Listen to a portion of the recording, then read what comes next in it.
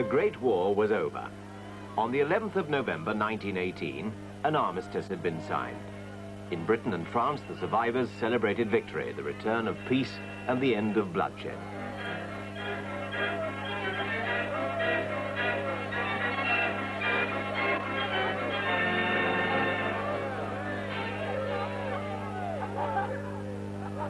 They'd left behind the nightmare lands of death and destruction created by 4 years of war. The cost of those years was almost beyond imagination, but somehow, somewhere, that cost would have to be counted. And the defeated would have to pay the price of peace.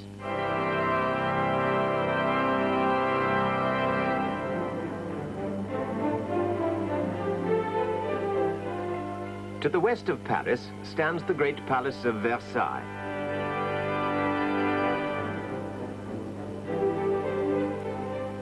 It was here that the peace treaty with Germany would eventually be signed. But before that could happen, much had to be decided.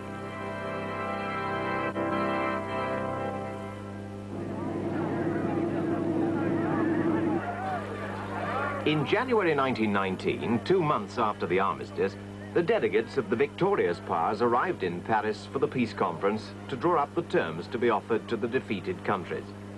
In all, the representatives of 27 nations attended that conference.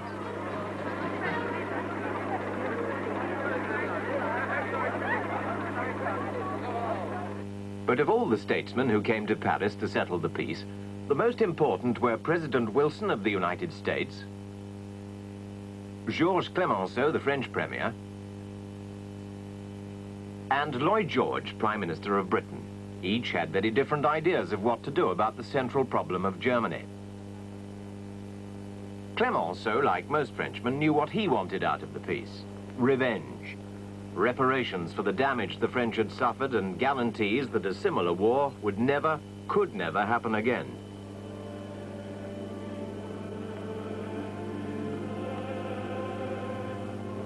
The idea that Germany should be let off lightly would have seemed sheer madness to Frenchmen who'd seen the effects of the German war machine on their own country. In order that scenes like this could never happen again, they wanted a Germany stripped of her wealth and armed forces.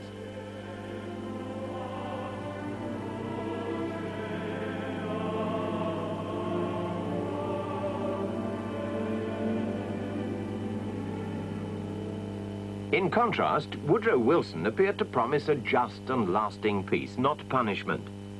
Europe acclaimed him as the great and good man from the New World.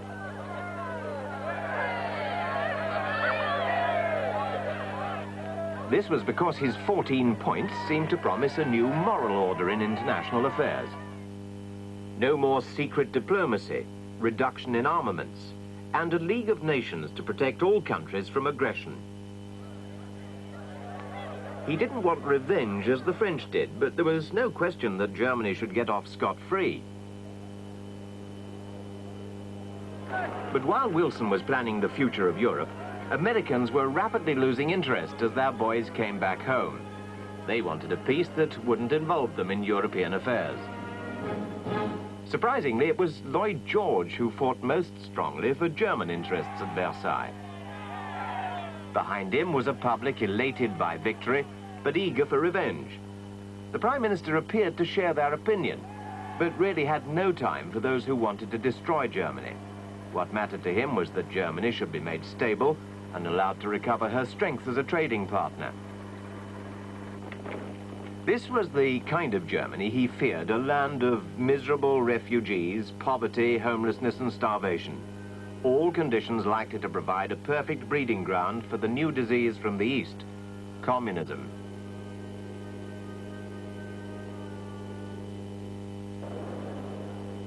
In Berlin, his fears had already been realized.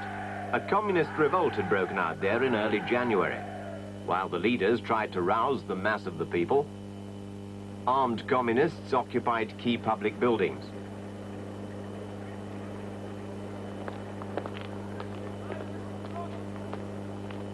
This was a direct challenge to Ebert, acting president of the new German government. He had to turn for support to army generals who brought in bands of ex-soldiers and turned them loose on the communists. Berlin briefly became a battlefield.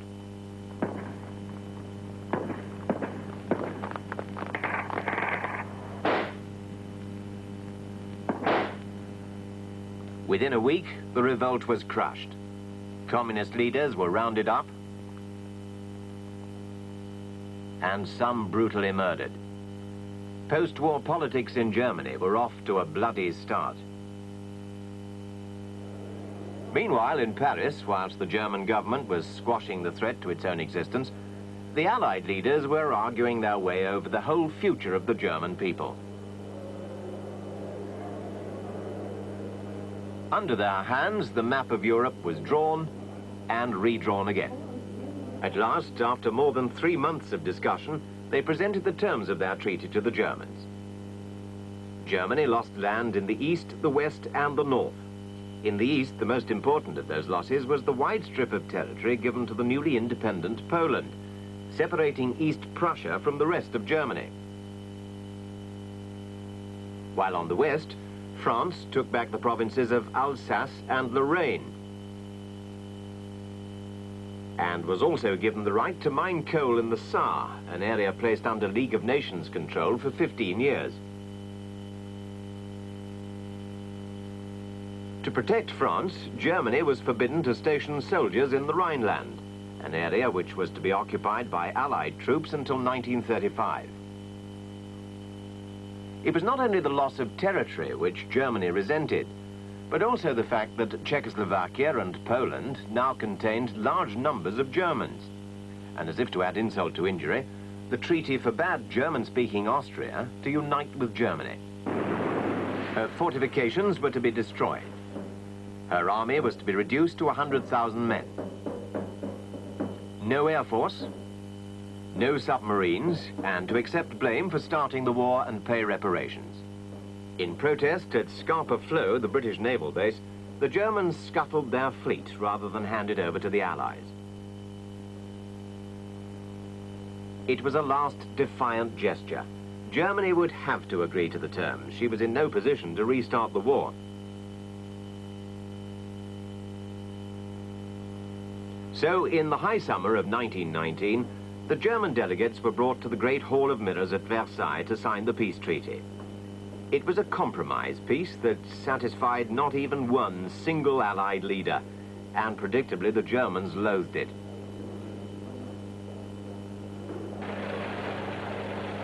Inside Germany, the people had been faced with difficult political choices. The communists had already tried and failed to wreck the government. Other parties suggested a variety of ways of dealing with Germany's problems.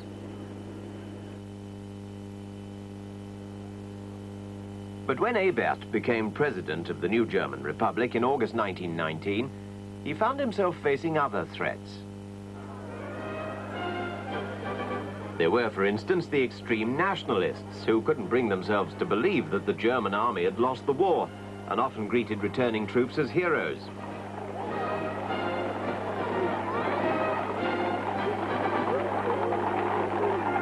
They'd already blamed the government for signing the armistice, and now they blamed them for signing the shameful Treaty of Versailles. And then there were the Freikorps, or Free Corps, bands of ex-servicemen who'd tasted blood and power in their battles with the communists.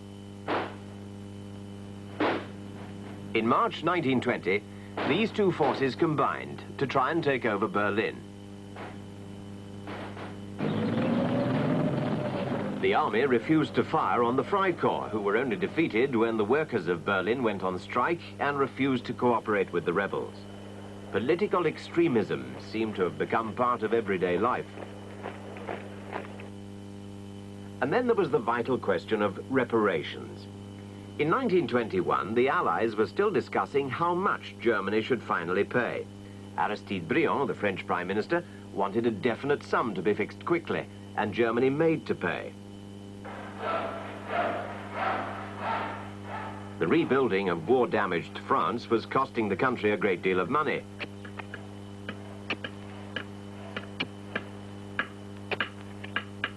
Why should the French be taxed more heavily to pay for all this, when the money could be squeezed out of Germany?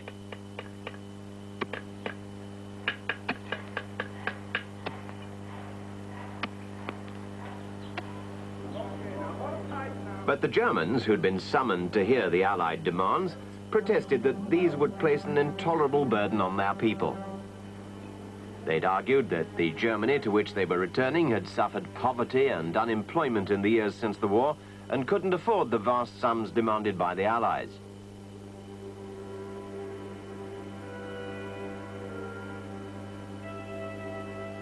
Germany was already in a bitter mood. Might not reparations only make things worse? But these arguments didn't impress the Allies, who fixed a sum of £6,600 million for the Germans to pay. That sum would have to be paid in goods as well as money. Most would come from here in the Ruhr, the industrial heart of Germany.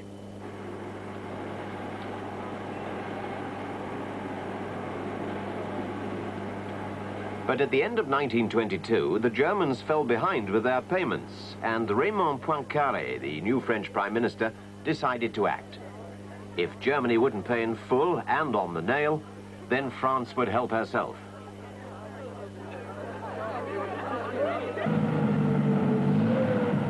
So, on the 11th of January 1923, French and Belgian troops entered the Ruhr to force the Germans to pay up.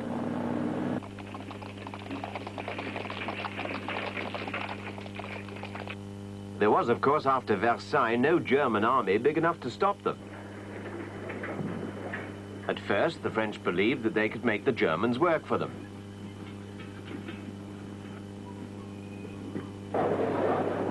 But suddenly, German politicians and people were united in a common cause: hatred of the French.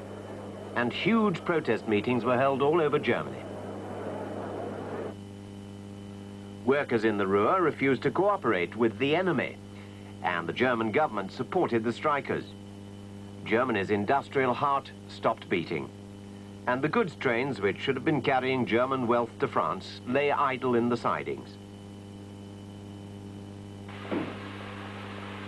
The French hit back by bringing in their own workers to get things moving again.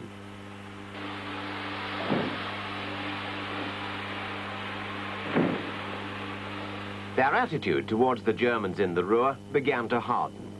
They tried to cut the Ruhr off from the rest of the country. German visitors were searched as if they were entering a foreign land.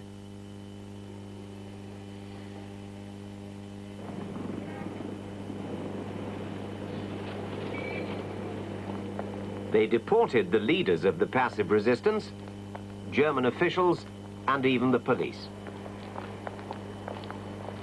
The result was violence. German workers had been killed in riots at Essen in March. Their funeral was turned into a vast demonstration of protest. Hatred grew. Germans began killing French soldiers, and at the funeral for one of them, tempers flared into acts of brutality.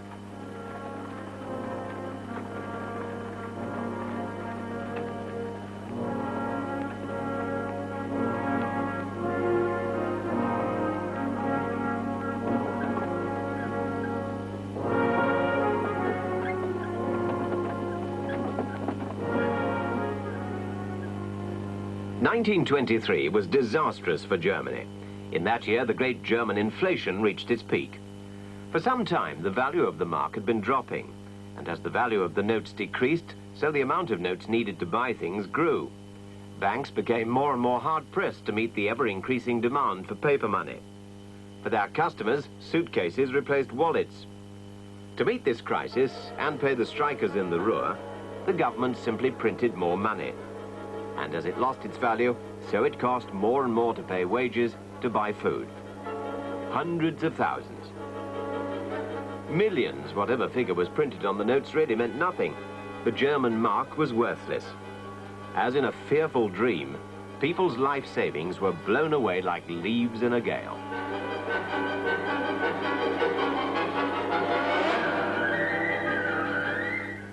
As Germany slid towards disaster, Gustav Stresemann was appointed Chancellor.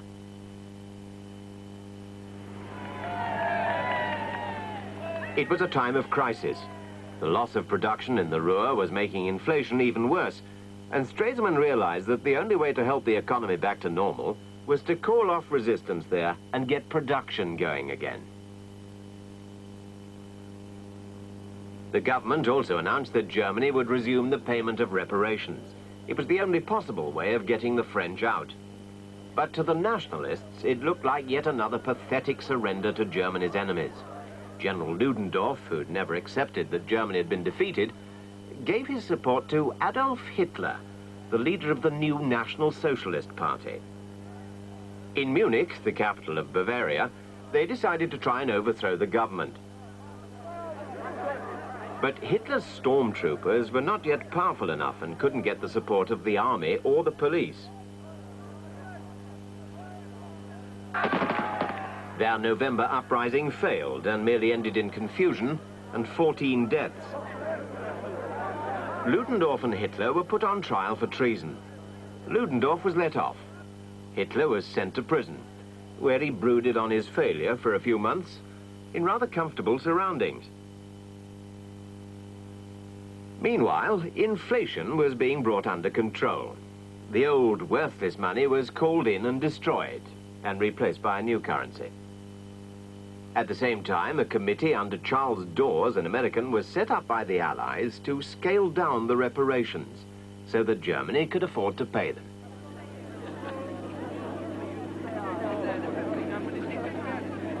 The German leaders came to London in 1924 and agreed to accept the Dawes plan. Stresemann's policy of cooperation began to pay off at that meeting. The French agreed to pull out of the Ruhr within a year. Their occupation had been unpopular with their most important allies, especially Britain, who'd refused to support their attempt to humiliate Germany.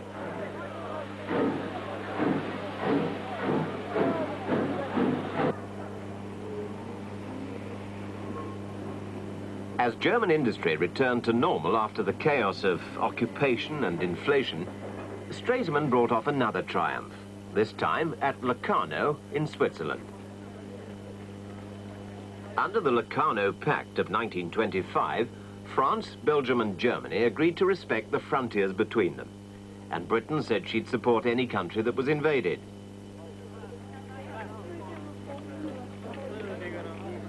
Old enmities seemed to be disappearing, and Germany no longer feared the threat of a French invasion.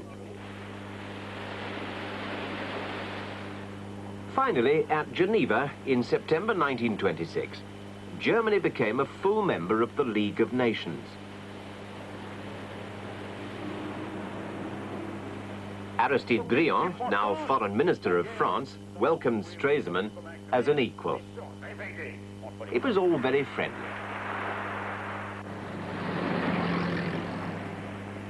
By now, life in Germany appeared to be returning to normal. The Germans relaxed.